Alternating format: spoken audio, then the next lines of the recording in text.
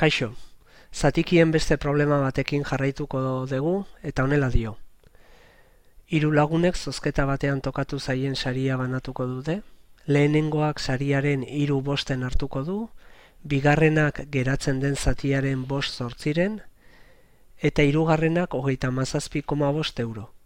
Eta eskatzen digutena da kalkulatzeko zenbatekoa zen sari osoa.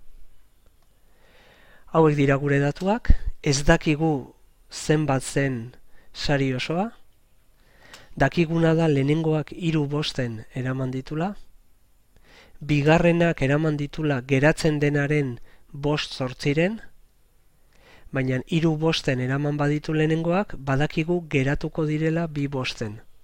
Orduan bigarrenak eramango du 2/5-enen 5/8. Eta hirugarrenak ez dakigu ze zatiki, baina badakigu kantitatea, eramango du 37,5 euro.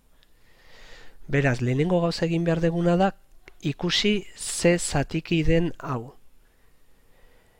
Zatiki baten zatikia kalkulatzeko, bi zatiki horiek biderkatu egin behar dira. Horrela, 2/5 bider 5/8.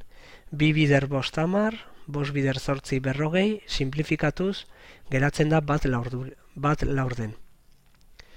Ondoren egin behar deguna da, kalkulatu honi zein zatiki dagokion.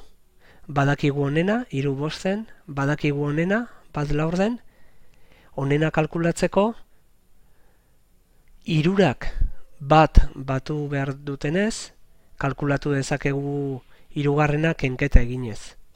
Honela izango litzateke, bat ken 3/5 ken bat laurden. MKT eginaz, eta eragiketak eginaz, 3/20 aterako da.